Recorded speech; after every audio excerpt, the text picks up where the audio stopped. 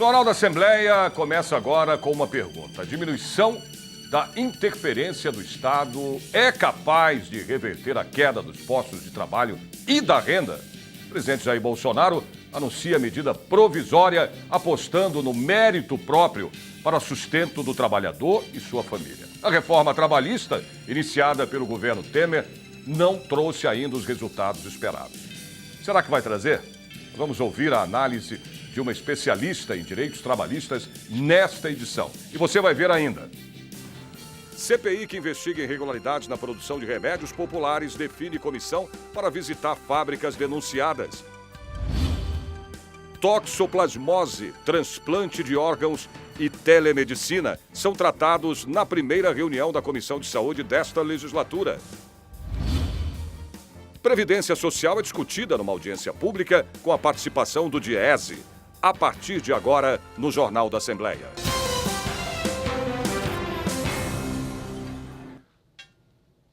Os deputados da CPI, que investiga a Fundação para o Remédio Popular, querem conhecer as instalações da empresa em Guarulhos e Américo Brasiliense. Na primeira reunião da comissão, os parlamentares falaram da necessidade de ver de perto detalhes como a fabricação e distribuição dos remédios. A Fundação para o Remédio Popular Chopin Tavares de Lima, a FURP, é o laboratório farmacêutico oficial do estado de São Paulo e o maior fabricante público de remédios da América Latina.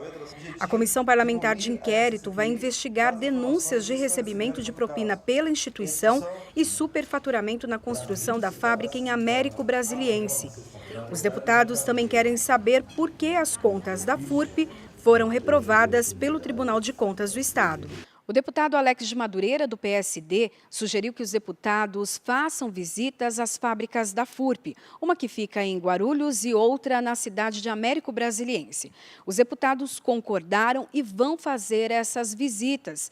Eles querem ver a documentação de construção das fábricas e também a produção, fornecimento e distribuição de medicamentos populares em todo o estado. A FURP é uma fundação respeitadíssima, não só no estado de São Paulo, como no Brasil, como no mundo. É referência do remédio popular para o mundo todo. Então, eu acho que nada mais justo e nada mais importante do que, antes de iniciar qualquer trabalho dessa CPI, que nós possamos conhecer. Na sequência, os parlamentares votaram a pauta do dia. Os 5 itens foram aprovados. O presidente da CPI da FURP é o deputado Edmir Chedid, do Democratas. Já foram solicitadas várias documentações através desses 5 requerimentos. Os ofícios vão ser expedidos, quer seja ao Tribunal de Contas, ao Ministério Público e também à FURP com informações sobre a construção da fábrica em Américo Brasiliense, que existe uma notícia de superfaturamento da obra, que foi chamado aqui pelos membros da FURP de reequilíbrio econômico-financeiro, a distribuição de remédios para a rede pública, remédios de alto custo e de outros que a FURP faz, a parceria privada que foi efetuada tinha a obrigação de produzir 1,26 bilhões de cápsulas de remédio ao ano. Nós queremos saber se isso vem acontecendo, e também a fabricação de quase 100 novos remédios para distribuição. Parece que tudo isso não vem acontecendo da forma contratual. A próxima reunião da CPI da FURP está marcada para terça-feira, 7 de maio, às 2h30 da tarde. A Comissão de Saúde da Assembleia Legislativa discute a prevenção, o atendimento de urgência e a modernização até a possibilidade de pacientes com problemas mais simples receberem os resultados por telefone. Bom, esse foi um dos temas da última reunião da Comissão de Saúde da Assembleia Legislativa. A Comissão de Saúde da Alesp fez a sua primeira reunião nessa legislatura no plenário José Bonifácio, aqui no Parlamento Paulista. Presidida pela deputada Analice Fernandes, do PSDB, foram discutidos 8 projetos. Dos 8 projetos na pauta, 2 projetos aprovados, entre eles do deputado Júnior Aprilante, que obriga nas cestas básicas do estado de São Paulo a conter escova de dente, pasta de dente e fio dental para todos os funcionários públicos e privados que recebem esse benefício. Também o projeto de lei do deputado Dr. Itamar, que disponibiliza todas as aeronaves do estado que deem prioridade para o transporte de órgãos, vale também para as aeronaves da Polícia Militar. Saúde começa pela boca e é muito importante que se pense nesse item como fazendo parte da cesta básica. Achei bastante louvável a propositura e tanto foi importante que houve o acordo e o consenso de todos os membros da comissão, como também foi importante a aprovação da liberação das aeronaves, para que haja uma rapidez, uma celeridade na hora da transferência e da doação dos transplantes. Muitas vezes acontece de você perder uma peça por falta de mais agilidade, por falta de condições melhores para o transporte de órgãos no nosso estado. E o estado de São Paulo é um estado que tem que dar exemplo, um estado rico, que tem possibilidades, condições para efetuar uma qualidade melhor em todos os tipos de serviços de saúde oferecidos pelo estado. Também foi aprovado o projeto que cria a Semana de Orientação da Toxoplasmose no estado de São Paulo. A deputada Janaína Pascoal, do PSL, apresentou requerimento que se transformou em indicação, propondo ao Poder Executivo encampar em maior escala a telemedicina no estado de São Paulo. A pessoa vai no médico, primeira consulta, ou o médico que acompanha. Esse médico solicita os exames, a pessoa faz os exames. Eu dou um exemplo mais próximo, a mamografia, porque é mais comum, ou um Papa Nicolau. A mulher recebe esses resultados e muitas vezes fica 6 meses esperando uma nova consulta para apenas mostrar o resultado para o seu médico.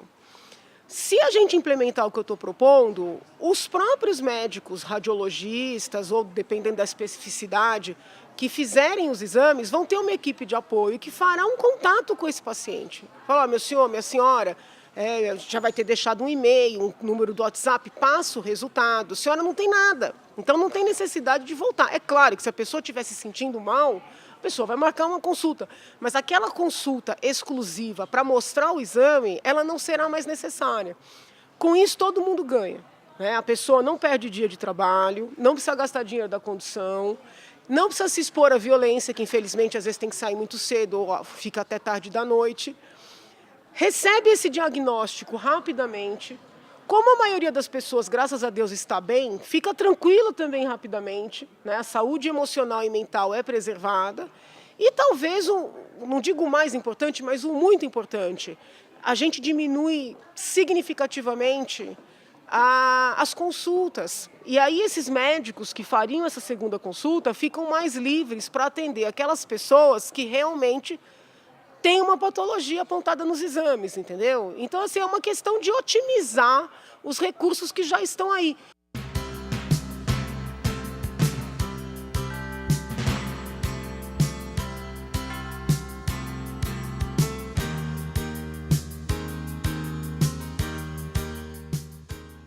Ayrton Senna inspira a premiação de personalidades do estado de São Paulo. Nos 25 anos da morte de um dos maiores pilotos da história da Fórmula 1, empresários e autoridades receberam homenagem na Assembleia Legislativa.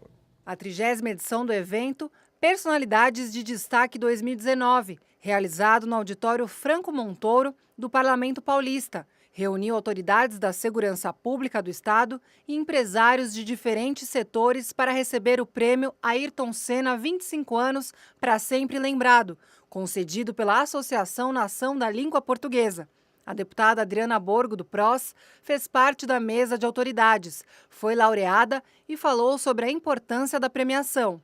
É uma honra estar aqui presente hoje nesse evento tão importante, lembrando não só a memória de um grande herói, mas aqui presente Ventura, um grande amigo, parceiro, que sempre esteve torcendo aí pela nossa vitória, torcendo pelos nossos projetos, apaixonado pela polícia como eu. E hoje eu tenho aqui alguns policiais queridos aqui da LESP, da Banda da Polícia Militar, a qual eu deixo todo o meu carinho, A minha estima e o meu compromisso de sempre, de servir e proteger aqueles que nos protegem. Conte comigo sempre, é uma honra, parabéns pelo evento e fiquem com Deus. O evento destacou momentos marcantes da carreira do tricampeão mundial de Fórmula 1, Ayrton Senna, que morreu em maio de 1994.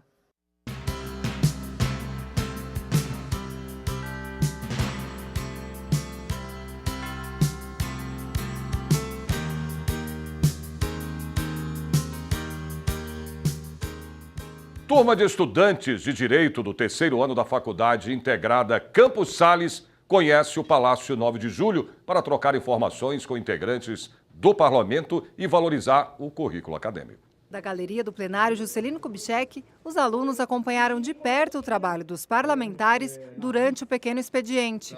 Eles estão gostando? Está valendo a pena?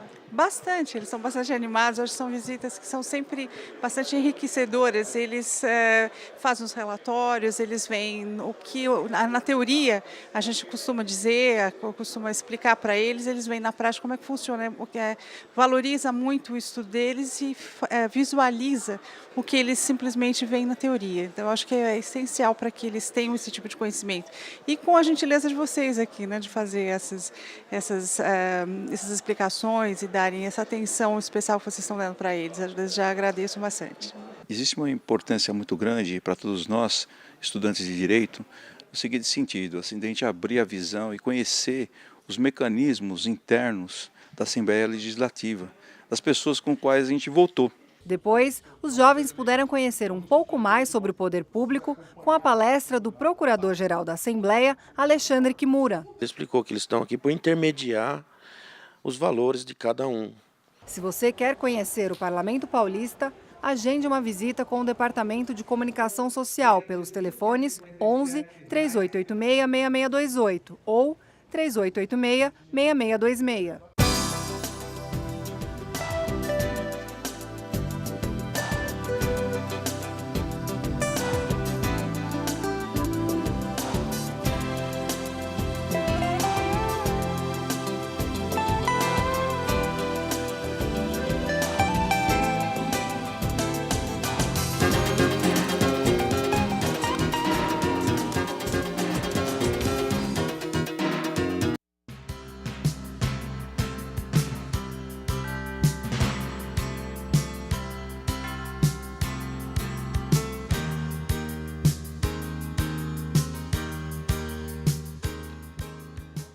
Reforma da Previdência Social é tema de uma audiência pública aqui na Assembleia Legislativa. A discussão reuniu as bancadas do PT, do PCdoB e do PSOL. A análise técnica do DIEESE norteou esse debate.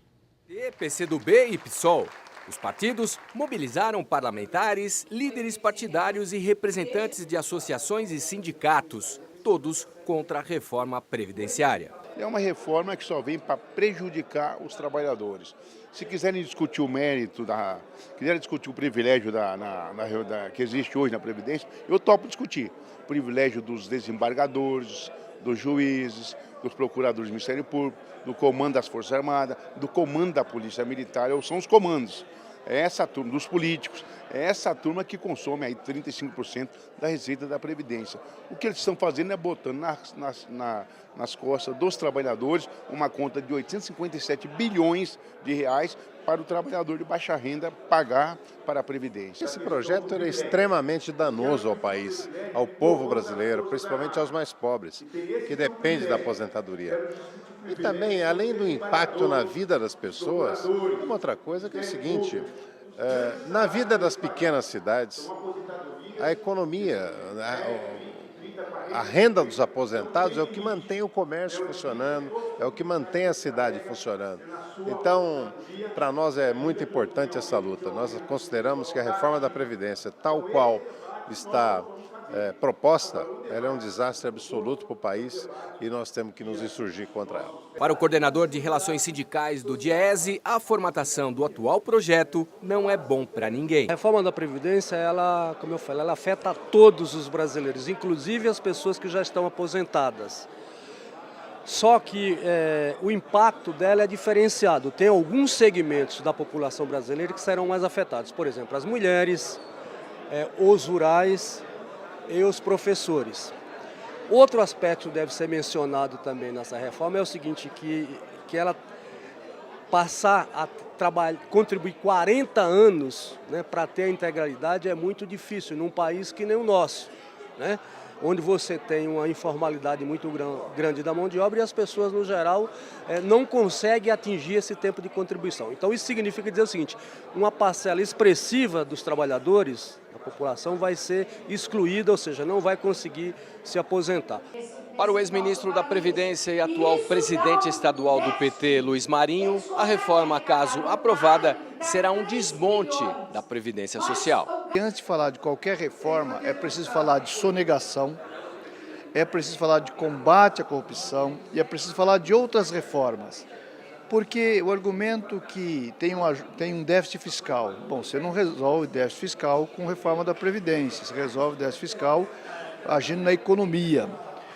Tem déficit na Previdência, é verdade, mas o déficit da Previdência você não vai resolver tirando direitos, você vai resolver agregando mais receita, e mais receita você faz também criando condições da economia gerar mais empregos. Tem mais empregos, mais emprego formal, você tem mais contribuinte, portanto você aumenta a receita. Nós precisamos aumentar a receita da Previdência e não cortar do direito do povo trabalhador, sofrido, enfim.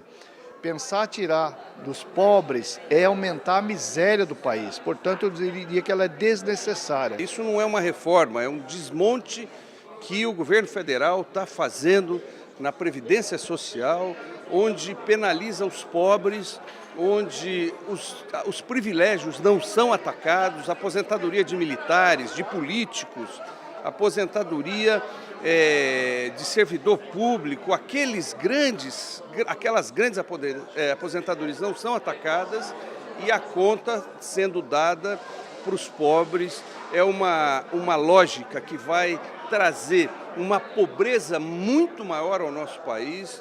Isso vai ter interferência no comércio, na indústria, no desemprego, né? Enfim, nós precisamos mobilizar a sociedade para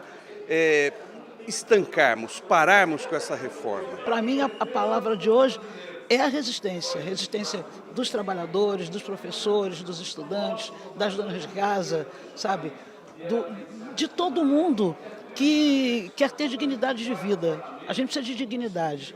E tem muita gente no atual governo que tenta desmerecer a nossa sabedoria, desmerecer a opção de vida das pessoas, desmerecer a liberdade das pessoas. Então a gente não pode permitir que isso aconteça. O presidente Jair Bolsonaro propõe menos controle e fiscalização da atividade econômica no combate ao desemprego. Num pronunciamento oficial, no dia 1º de maio, Dia do Trabalhador, o presidente não comentou diretamente o aumento do desemprego e dos índices de confiança na economia apurados por órgãos oficiais. Bom, segundo o IBGE, no primeiro trimestre deste ano, o número de desempregados subiu para 13 milhões e 400 mil. Outras 28 milhões e 300 mil pessoas trabalharam menos do que gostariam ou não trabalharam. Bolsonaro afirmou que a medida provisória em favor do livre mercado levará ao aumento da produtividade e da riqueza. De forma indireta, ele reconheceu a dificuldade de retomar o crescimento do país. O caminho é longo. Eu sei que, unidos, ultrapassaremos essas dificuldades iniciais, que são naturais nas transições de governo, especialmente se as concepções políticas forem antagônicas. O alto índice de desemprego no Brasil foi um dos pontos de maior destaque durante os atos realizados em todo o país durante o Dia Internacional, dedicado aos trabalhadores no dia 1º de maio. A nova lei trabalhista, em vigor desde novembro de 2017, ainda não conseguiu cumprir alguns dos principais objetivos: aumentar o número de empregos e melhorar as condições de trabalho. Eu estou aqui com a doutora Ana Paula Smith Lima, que é especialista, doutora em Direito Trabalhista, e vai aqui nos ajudar a fazer um balanço desses 17 meses de reforma trabalhista.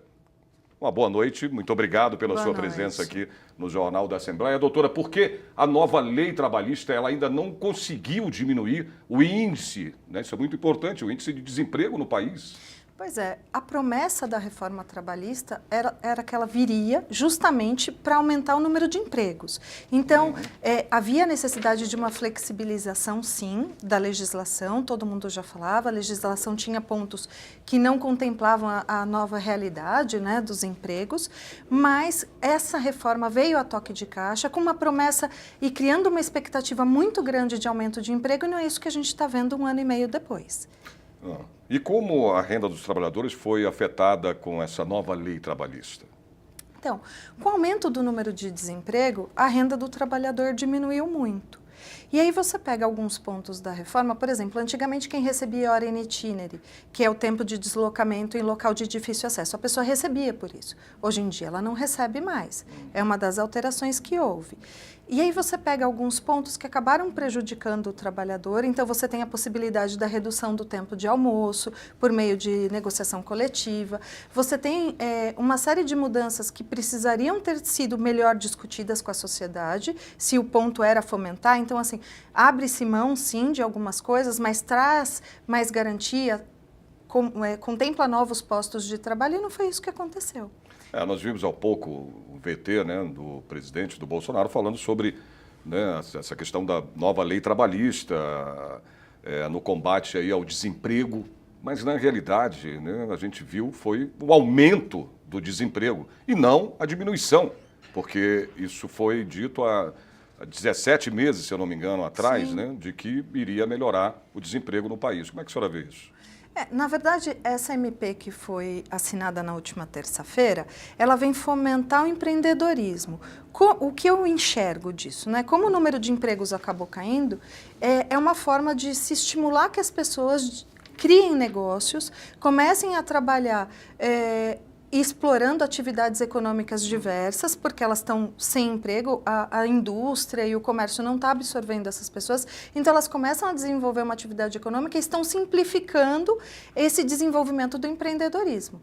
Então agora, com a nova medida provisória, e se ela for transformada em lei, né, em até 120 dias, facilita-se a obtenção de licenças, pessoas que estão pretendendo abrir startup, então para começar a testar o produto, não precisam mais de licenças obrigatórias, é um facilitador para se obter documentação, todas aquelas obrigações de guardar documento, não vai ser mais necessário, você pode guardar tudo escaneado, você não precisa mais ter o documento físico. Então, essa medida provisória, ao meu ver, veio para facilitar a vida da pessoa que está começando a empreender, até por uma necessidade, porque está num quadro de desemprego, então, como não conseguiu se aumentar o número de emprego, facilita-se para um outro lado para que a pessoa passe a gerar sua própria economia. E essa questão de que agora tudo é terceirizado, é terceirização, é informalidade, né, a precarização das condições de trabalho, eles são os principais legados dessa reforma trabalhista, doutora?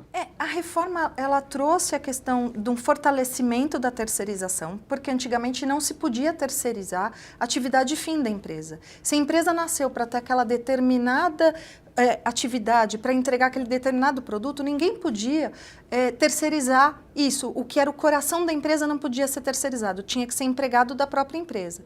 Desde a reforma trabalhista, pode-se terceirizar todos os postos de trabalho. Então, eu posso apenas ser dono de uma empresa e contratar outras empresas para fazerem todas as atividades. E aí, eu, que sou a pessoa maior interessada, não... Ainda que eu tenha que fiscalizar o tomador, a empresa que vai me prestar esse serviço, eu como tomador, eu não tenho mais essa responsabilidade tão grande. E isso acaba precarizando as relações. E essa questão da negociação, né, da empresa, trabalhador, empresa, com essa reforma se tira muito a condição do trabalhador em relação aos seus direitos, né? Por exemplo, você pode negociar agora... vou te dar um exemplo, sei lá, 40% do que o trabalhador tem direito, né, em cima do fundo de garantia, aquela coisa toda. Você acha que isso não prejudica muito as pessoas, o próprio trabalhador mesmo? Porque a empresa, para ela, está sendo É que tem algumas bom situações, negócio, né? Então, se a gente for olhar essa questão da negociação que você disse, no caso da demissão por comum acordo. Antigamente, as pessoas faziam o quê? Tinha a necessidade, o empregado tinha vontade de sair da empresa, mas queria levantar o fundo de garantia. A empresa, por vezes, queria mandar ele embora, mas não queria pagar a multa de 40%.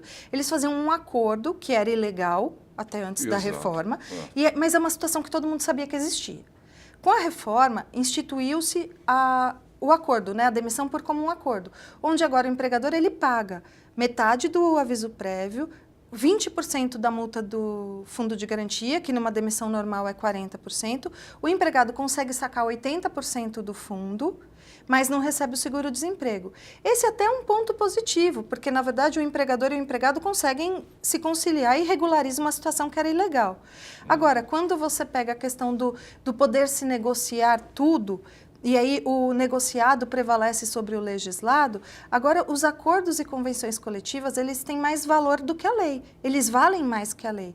Antigamente, se você fizesse um acordo coletivo ou uma convenção coletiva entre sindicato e empresa, ou sindicato e sindicato, que ia fazer lei para aquela categoria, se ele fosse prejudicial para o empregado, ou seja, se tudo que tivesse negociado lá fosse menor do que a lei prevalecia. Agora, ainda que ele seja menor que a lei, o que prevalece é o que está acordado. Agora, a última pergunta, que a gente está chegando ao final da nossa entrevista aqui no Jornal da Assembleia. A reforma trabalhista, a senhora acha que ela precisa ser também ainda reformulada? Eu acredito que sim. Se nós olharmos, logo depois que a reforma foi aprovada e entrou em vigor, foi editada uma medida provisória, tentando corrigir alguns pontos, né? Tem algumas questões na reforma que elas precisam ser olhadas melhor. Foi feito a toque de caixa, então, por exemplo, o caso do intermitente. Ele tem uma regulamentação, que é uma figura nova, que é o empregado que presta serviço de forma eventual, mas ele é registrado.